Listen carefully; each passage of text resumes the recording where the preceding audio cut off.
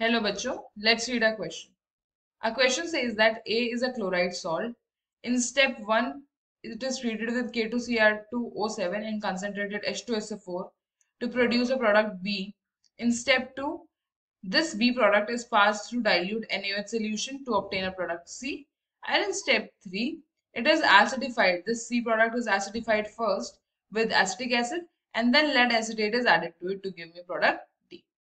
In step 3, if lead acetate is added without acidifying the solution with acetic acid, then the possible product may be option A is PbCrO4, option B is Na2CrO7, option C is Na2CrO4 and option D is Na2Pb. चलिए हमसे पूछा गया है कि ये जो acidification हो रहा है अगर ये ना किया जाए तो जो प्रोडक्ट है ये जो डी प्रोडक्ट है वो क्या मिलेगा।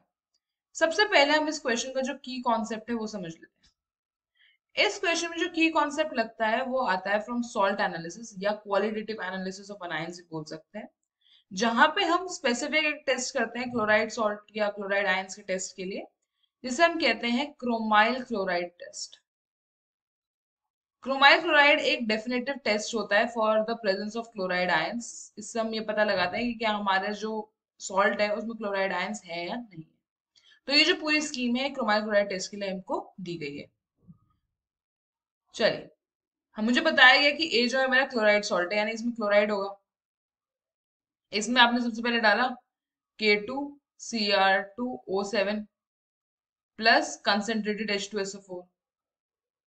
तो हमको जो प्रोडक्ट मिलते हैं वो क्या मिलते हैं, हमको मिलता है CrO2Cl2 plus KHSO4 plus HSO4 minus का आयन प्लस वाटर। अगर हम रिएक्शन को थोड़ा बैलेंस करके लिखना चाहते हैं तो बैलेंस रिएक्शन कुछ इस तरीके से दिखेगी। ये है हमारा फर्स्ट स्टेप, स्टेप 1 जो हमको दिया हुआ है। यहाँ पे अब आपको देखना है कि बी प्रोडक्ट क्या है। जो आपको यहाँ पे इंपॉर्टेंट प्रोडक्ट है वो है ये, इसी को ही हम कहते हैं क्रोमाइल क्लोराइड, जिसके ऊपर इस टेस्ट का नाम पड़ा है। अब ये जो क्रोमाइल क्लोराइड है ये स्टेप 2 में रिएक्ट करेगा किससे, डाइल्यूट NaOH से।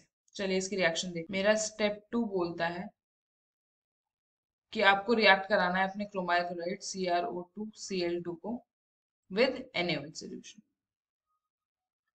यहां से हमको जो प्रोडक्ट ऑब्टेन होता है वो होता है Na2CrO4, this is sodium chromate plus NaCl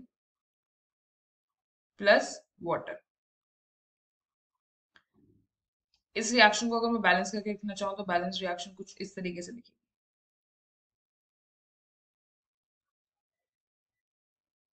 अब हमारा जो मेन प्रोडक्ट है जो सी बन रहा है वो बन रहा है सोडियम क्रोमेट।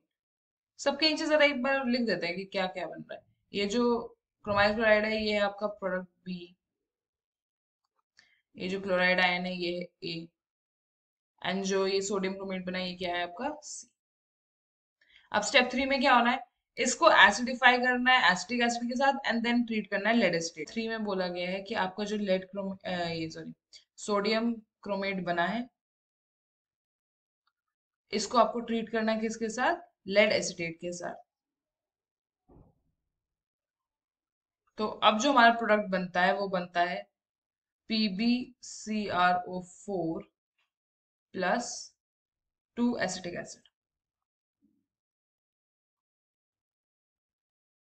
का सॉल्ट बनता है Na के साथ। तो ये हमारा प्रोडक्ट बनता है, ये हमारा मेन प्रोडक्ट डी है। अब इसने हमसे पूछा कि ये सब तो ठीक है, कहीं पर एसिडिफिकेशन का रोल नहीं आया, मतलब आपने जो एक्स्ट्रा स्टेप किया कि पहले आपने एसिडिफाई किया और फिर आपने लेड एसिटेट से ट्रीट किया, तो अगर आप ये एसिडिफाई नहीं करते तो क्या होता। देखिए बेसिकली जो एसिटिक एसिड का काम क्या था, एसिटिक एसिड है CH3COOH, और आपने इससे पहले क्या डाला है, इससे पहले स्टेप में आपने क्या डाला, बेस। तो जो एक्सेस में बेस था ये उसको न्यूट्रलाइज करता था, तो इसका काम क्या था, न्यूट्रलाइजेशन का। अगर ये न्यूट्रलाइजेशन नहीं हुआ होता तो क्या होता, तो ये होता कि आपका जो लेड एसिटेट है जो आप नेक्स्ट स्टेप में डाल रहे हैं, ये PbCH3 COO का होल ट्वाइस, ये रिएक्ट करता है आपके NaOH के साथ। ये जब आपका एक्सेस में जो NaOH बचा हुआ पड़ा था, जो न्यूट्रलाइज नहीं हुआ जब एसिटिक एसिड नहीं लिया, तो ये आपका क्या बनाता, पे इसको बैलेंस कर देते हैं, ये आपका बनाता PbOH का होल ट्वाइस, लेड हाइड्रोक्साइड। ये प्रेसिपिटेट हो जाता है, प्लस 2CH3COONA। अब ये जो लेड हाइड्रोक्साइड है, ये आपके एक्सेस, जो भी आपका एक्सेस में NaOH पड़ा हुआ है, उसके सब के साथ रिएक्ट करके क्या बनाता, ये आपका एक्सेस में है ना, यहां से आपका बनता Na2PbO2 प्लस H2। ये प्रोडक्ट आपका बन जाता। तो हमको ये PbCrO4 तो मिलता ही मिलता, थोड़ा बहुत मिलता, ये थोड़ा मिलता, थोड़ा ये मिलता। एक पॉसिबिलिटी छोटी सी और अराइज होती है, बहुत मतलब फीबल सी पॉसिबिलिटी है, कि ये जो PbCrO4 बना है, ये रिएक्ट कर जाता आपके एक्सेस NaOH के साथ, और ये रिएक्ट करके बनाता Na2PbO2 प्लस Na2CrO4, मतलब जहां से स्टार्ट किया था सोडियम क्रोमेट, यही वापस बना देता, प्लस आपका दो पानी। बट इसकी जो पॉसिबिलिटी है ये थोड़ी सी फीबल है, मतलब अगर मैं बोलूंगी एंड प्रोडक्ट में क्या मिलता है तो मैं इसको कंसिडर नहीं करूंगी, पर पॉसिबिलिटी।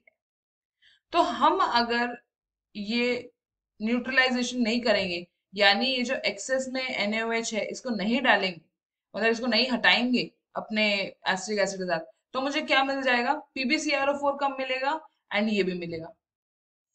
पहले क्या हो रहा था, सारा PbCrO4 मिल रहा था तो येलो PPT मिल जाता था, तो वहां से हम देख लेते थे कि अच्छा एक क्रोमाइल का टेस्ट हो गया, यहाँ से क्लोराइड आयन कंफर्म हो गया। लेकिन अब आपको फेंट रिजल्ट्स मिलेंगे, क्योंकि आपका कोई साइड प्रोडक्ट बन चुका है। तो उन्होंने हमसे यही पूछा कि in step 3 if lead acetate के साथ without is added without acidifying CH3COH, then possible product में भी। तो पॉसिबल प्रोडक्ट क्या है, एक तो आपका प्रोडक्ट ए है, PbCrO4 है, एंड आपका प्रोडक्ट क्या है, Na2PbO2। ये ऑप्शन जो है आपको कंफ्यूज करने के लिए दिया हुआ है, अगर हमको करेक्ट ऑप्शन चूज करना है तो हम इसको नहीं करेंगे, क्योंकि एंड प्रोडक्ट में इसकी पॉसिबिलिटी थोड़ी कम है। जो सबसे ज्यादा पॉसिबिलिटी होगी इसकी Na2PbO2 की एंड PbCrO4।